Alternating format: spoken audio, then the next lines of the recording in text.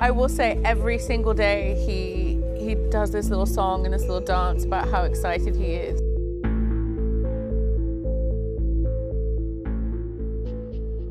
Ozzy Osbourne's last "Good Morning" wasn't said on stage. It was whispered in a sunlit kitchen, headphones on, smile wide. But 2 days later, the world stopped for him as he left the only way he knew how, majestically. Kelly, his daughter, while still grieving, breaks her silence. And what she reveals has left fans speechless. What has been happening inside the Osbourne house? And why does her truth feel heavier than anyone expected? Join us as we find out what Ozzy Osbourne's daughter reveals. Rock gods, Parkinson's reality.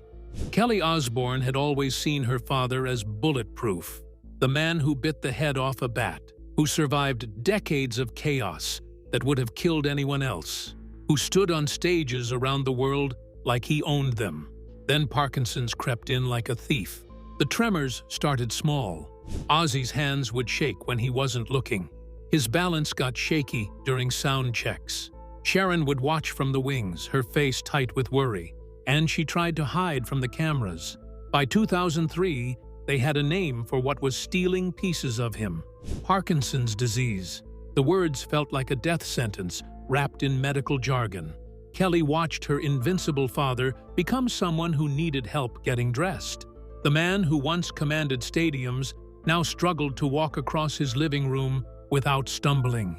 His voice, the same one that belted out Iron Man thousands of times, would sometimes fade to a whisper mid-sentence. The worst part was the unpredictability. Good days felt like miracles. Bad days felt like watching someone disappear in slow motion. Rock and Roll Hall of Fame. Weekend became a nightmare of uncertainty. Bags packed, flights booked, family ready to celebrate Ozzy's legacy. But nobody knew if he would even make it onto the plane until the morning they were supposed to leave. Kelly paced the crowded airport terminal, heart pounding, eyes flicking to the departure board every few minutes. Her phone never left her ear. Each second stretched like hours. Then, finally, the doctor's call came. Ozzy was cleared to fly. Relief hit her hard, crashing over her like a cold, crashing wave. That weekend, something magical happened.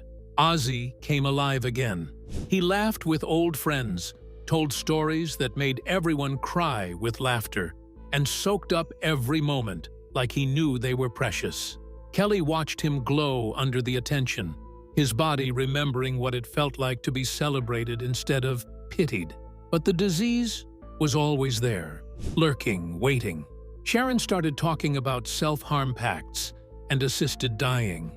Kelly heard those conversations through bedroom walls, her mother's voice breaking as she described watching her own father waste away.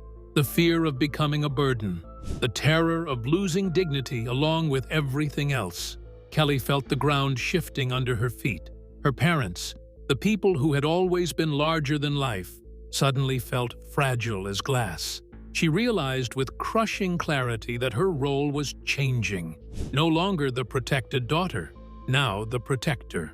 Parkinson's doesn't just steal movement, it steals certainty. Every plan becomes a maybe. Every good moment carries the weight of knowing it might be the last one. Kelly learned to read the signs. The way his shoulders would tense when walking became harder. How his smile would fade when his words got tangled. She became an expert in the language of decline, fluent in the small losses that add up to something devastating. The Prince of Darkness was still fighting, but the battle was getting harder every day, and Kelly was about to discover just how cruel the world could be to a family already drowning in grief. What happens when protecting your dying father becomes a full-time war against strangers who think they know better? The Daughter's War. Kelly woke up to another notification. Another stranger sliding into her messages with medical advice about her own father.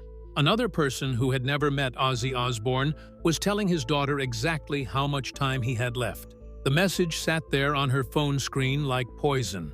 Someone claiming she didn't understand Parkinson's disease. Someone insisted her father was in stage 5.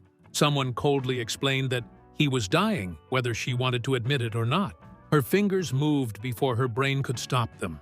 The rage poured out in words that would make her father proud. She told the stranger exactly where they could go. She corrected their lies about stage 5. She defended the man who taught her to fight back against bullies, even when those bullies hid behind anonymous profiles. But the messages kept coming. Every interview where she said he wasn't dying brought 10 more people crawling out to correct her. Medical experts who had never examined him. Parkinson's specialists who had never spoken to his doctors. Keyboard warriors who confuse Google searches with medical degrees. Then, the videos started appearing. Artificial intelligence had learned to steal her father's voice. Deep fake technology wrapped around decades of recordings, creating new words he had never spoken. Videos spread across social media showing fake Ozzy announcing his death. His familiar accent twisted into resignation, saying he knew he was going to die. Kelly watched her father's digital ghost deliver his eulogy. The voice was perfect. The cadence is exactly right. But the words were poison, designed to break hearts and generate clicks. Her hands shook as she filmed her response. The fury in her voice cut through the phone camera like broken glass. She called out the sickness of people who would create such content. Who would use technology to traumatize a family already hanging by a thread? The internet had turned her father's illness into entertainment. His struggle became content for strangers to consume and debate. Every update she shared about his condition got twisted into conspiracy theories and medical arguments from people who had never watched someone they love disappear piece by piece. Sleep became impossible. Every ping of her phone could be another lie to correct, another rumor to kill, another video to report, and pray would get taken down before her mother saw it. Kelly found herself becoming the family's digital bodyguard, scanning social media for death hoaxes, reporting fake videos, correcting misinformation that spread faster than she could catch it. Her thumbs are raw from typing the same corrections over and over. The cruelest part was how clinical the strangers sounded. They discussed her father's mortality like a weather forecast. Casual predictions about his remaining time, delivered with the confidence of people who had never held someone's hand while they struggled to remember their own name. Each message felt like someone poking at an open wound. Each fake video was another knife twisted in her chest. But Kelly kept fighting because silence felt like surrender. She refused to let strangers write her father's ending while he was still living his story. But even Kelly couldn't have predicted how dark the internet's obsession with her family would become. The cruelest attacks on Kelly's family weren't coming from strangers on the internet. They were coming from inside her own house. What happens when your mother becomes your biggest enemy in protecting your father's legacy? Sharon's shocking admission versus Kelly's denial. Sharon Osbourne sat across from a reporter in 2007, her hands folded in her lap like she was discussing dinner plans. Instead, she was calmly explaining how she and Ozzy had decided to kill themselves. The words came out matter-of-factly. If either of them got Alzheimer's, they would travel to Switzerland together, find one of those assisted self-harm clinics, end it before the disease could steal their minds the way it had stolen her father's. Sharon described watching her own father disappear into dementia. The man who raised her became a stranger who couldn't remember her name. She refused to put her children through that same torture. Better to die with dignity than live as shadows of themselves. The interview aired. The world moved on. But the internet never forgets. Years later, those words would come back like a curse. Every time Ozzy's health declined, someone would dig up that old interview. Social media would light up with speculation about when the Osbournes would make their final trip to Switzerland. Kelly watched her mother double down on the idea during family podcast recordings. Sharon insisted the self-harm pact was still the plan. Still, They are a backup option when things get too hard. Her voice carried the same casual tone she used to discuss vacation destinations. But Kelly saw something different when the cameras stopped rolling. She watched her mother's face crumble when Ozzy forgot simple words, saw Sharon's hands shake when helping him walk to the bathroom. The woman talking so casually about ending their lives was the same one who fought tooth and nail to keep him alive every single day. The contradiction felt like living in two different realities. Public Sharon is planning their deaths. Private Sharon is researching every treatment, every therapy, every possible way to buy more time. Kelly's phone buzzed with another notification, another article speculating about the self-harm pact. Another person was asking if this was the year her parents would finally follow through. The questions felt like acid in her chest. Her thumbs flew across the screen, typing words that burned with protective fury. She called it lies, called it attention-seeking nonsense her mother spouted for headlines, insisted her father wasn't dying, wasn't planning to die, wasn't ready to give up. But Sharon's words hung in the air like smoke. Every bad day with Ozzy brought whispers about Switzerland. Every stumble, every forgotten lyric, every moment of confusion became evidence that the pact was getting closer to reality. Kelly found herself fighting a war on two fronts. Strangers online insisted her father was dying. Her own mother kept talking about helping him do it. The daughter caught in the middle, screaming that he was still fighting, still living, still here. The cruelest part was how the media treated Sharon's admission like entertainment. Talk show hosts made jokes about celebrity self-harm pacts. Commentary pieces debated the ethics of assisted dying using her parents as case studies. Her family's private terror became a public spectacle. Kelly watched her mother's words get twisted into clickbait headlines, watched strangers dissect their family's most intimate fears for views and engagement. Every interview Sharon gave about death made Kelly's job of protecting their hope that much harder.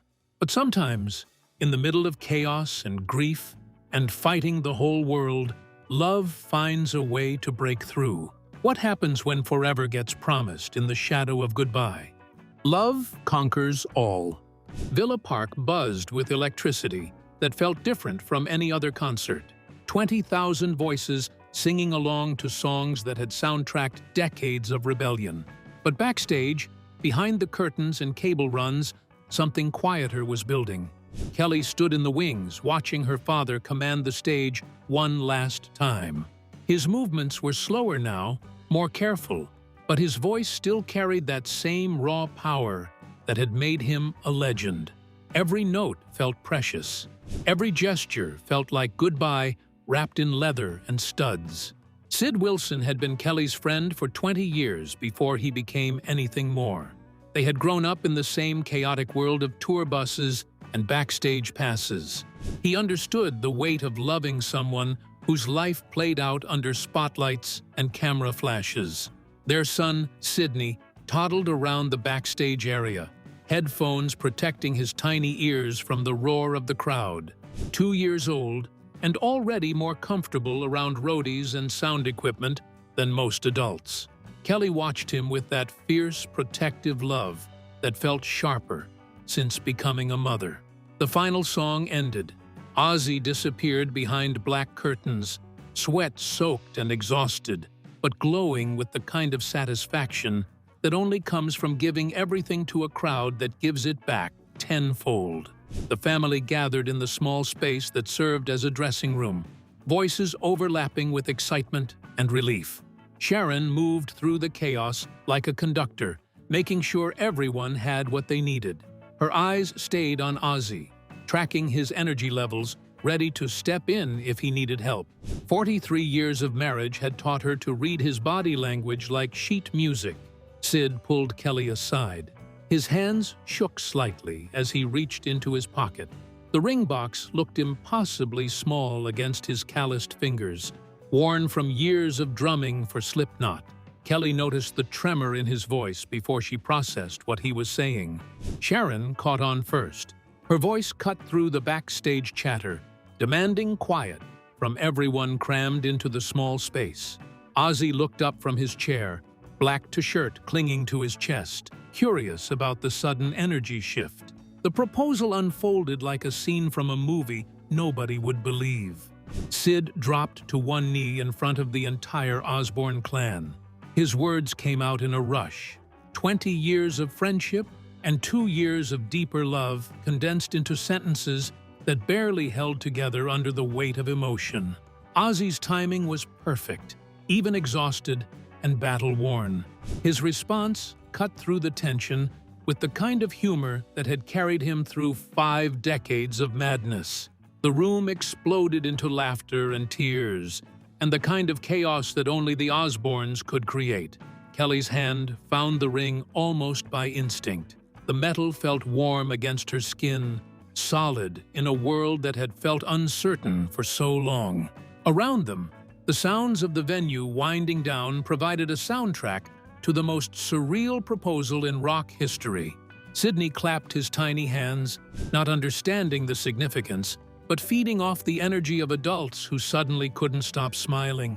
4 generations of family crowded into a space meant for equipment storage, celebrating new beginnings while saying goodbye to old ones. But even joy, this pure, couldn't protect them from what was coming next. Happiness in the Osbourne family was now borrowed time, and nobody knew how little was left. What do you do when the last normal moment becomes the last moment ever?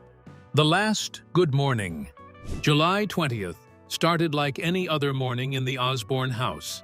Kelly sat at the dining room table with her son Sidney, the 2-year-old babbling happily in his high chair. Sunlight streamed through the windows, making everything feel ordinary and safe. Ozzy shuffled into the kitchen wearing his usual black t-shirt and those oversized headphones that had become part of his daily uniform. His movements were slower now, more careful, but his smile still lit up when he saw his grandson. Kelly pulled out her phone without thinking. These moments had become precious in ways she never expected. Her finger hit record as she called out to her father, asking him to say good morning to the camera. His response came with that same enthusiasm that had filled stadiums for 50 years, his voice warm and clear. The video lasted only seconds. Ozzy is in his headphones, grinning at the camera, delivering those 2 simple words with genuine joy. Kelly posted it to her Instagram story and went back to breakfast, not knowing she had just captured the last public glimpse of her father alive. 2 days later, her phone rang with the call that changed everything. The Thames Valley Air Ambulance had been dispatched to their Buckinghamshire home. Paramedics worked frantically in the bedroom where Ozzy had spent his final morning. Sharon held his hand while their children gathered around the bed, watching the Prince of Darkness slip away, surrounded by the chaos and love that had defined his entire life. The family statement went out that afternoon. Simple words that carried the weight of 5 decades of rock history. He had been with family. He had been surrounded by love. The details felt both too much and not nearly enough to capture what they had lost. Kelly's phone buzzed with notifications that wouldn't stop coming. Text messages from friends, calls from reporters, social media mentions that climbed into the thousands within hours. The world wanted to know everything, wanted to process their grief, wanted to turn her father's death into content. But Kelly remembered breakfast 2 days earlier. The way Sidney had clapped when his grandfather said, "Good morning," the ordinary magic of a rock legend being just a dad and grandfather for those few seconds. The tributes started flooding in before the family had even figured out how to breathe without him. Elton John called him one of the funniest people he had ever met. Metallica posted photos from tours they had shared. Jason Momoa shared stories about Ozzy's kindness. The outpouring felt overwhelming and beautiful and completely inadequate all at once. Plans started forming for a celebration of life in Birmingham, the city that had made him who he was. Talk of Youngblood performing, of all the artists Ozzy had influenced over the years, is coming together to honor his memory. The logistics felt impossible when getting through each hour still felt like climbing mountains. Kelly found herself scrolling back to that last video, watching her father's face light up as he said those two words, "Good morning." Such simple words that now carried the weight of goodbye. The man who had survived everything rock and roll could throw at him had been claimed by something quieter and crueler than anyone expected. In the end, Kelly learned that protecting someone you love means fighting battles you never asked for. Some wars are worth every scar they leave behind. Thanks for watching. If you enjoyed this video, please hit the like button, leave a comment, and don't forget to subscribe for more interesting content. Check out another interesting video by clicking on the video appearing on your screen right now.